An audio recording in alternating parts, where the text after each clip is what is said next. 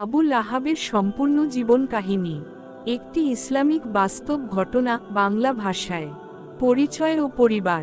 আবু লাহাবের প্রকৃত নাম ছিল আব্দুল উজ্জা ইবনে আব্দুল মুত্তালিব। তিনি ছিলেন রাসূলুল্লাহ সাল্লাল্লাহু আলাইহি ওয়াসাল্লাম এর চাচা। তিনি কুরাইশ গোত্রের একজন প্রভাবশালী ব্যক্তি ছিলেন এবং মক্কার ধনী ও প্রভাবশালী নেতাদের অন্যতম। তার স্ত্রীর নাম ছিল উম্মে জামিল, যিনি ছিলেন আবু সুফিয়ানের বোন। আবু লাহাব মানে হল আগুনের পিতা। এই নামটি মূলত তার লালচে চেহারা ও অহংকারী স্বভাবের জন্য ডাকা হতো। পরবর্তীতে কুরআনে এই নামেই তাকে অভিহিত করা হয়। যখন রাসূলুল্লাহ নবুয়াতের দাওয়াত শুরু করেন, তখন আবু লাহাব প্রথম থেকেই তার বিরুদ্ধে অবস্থান নেয়।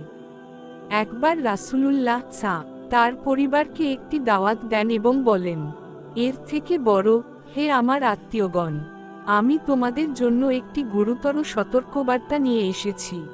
এ কথায় আবু লাহাব রেগে যায় এবং বলে, এর থেকে বড়, তোমার সর্বনাশ হোক।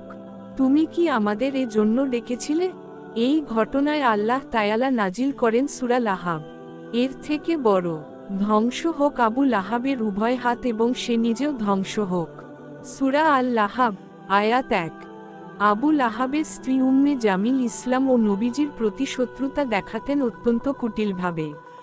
তিনি নবীজির পথে কাঁটা ছড়িয়ে রাখতেন, অপবাদ দিতেন ও উপহাস করতেন। কুরআনে তার সম্বন্ধেও বলা হয়েছে, এর থেকে বড়, তার গলায় থাকবে পাকানো রশি। সূরা লাহাব, আয়াত 5। আবু লাহাবের পুত্র ছিল 3 জন, উতবা, উতাইবা ও মুত্তলিব।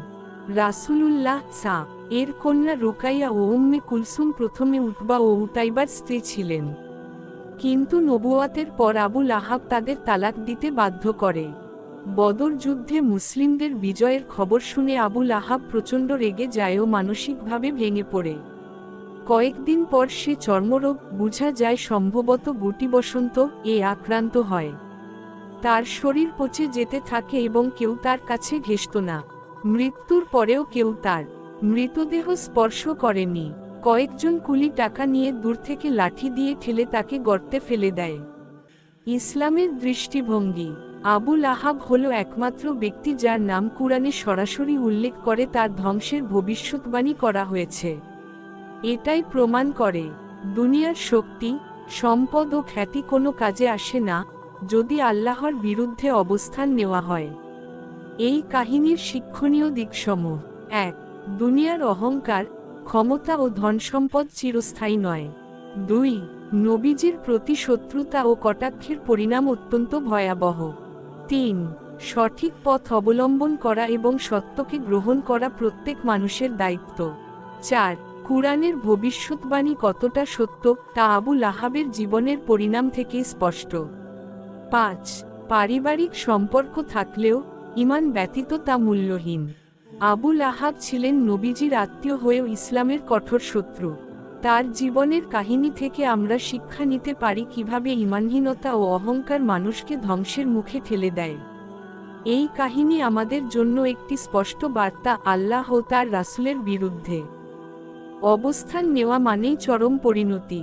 তুমি চাইলে এই গল্পটা আমি ভিডিও স্ক্রিপ্ট বা নাটকের আকারেও সাজিয়ে দিতে পারি, অথবা প্রতিটি অংশের জন্য আলাদা আলাদা ছবি বা ভিজুয়াল গাইডলাইন বানিয়ে দিতে পারি।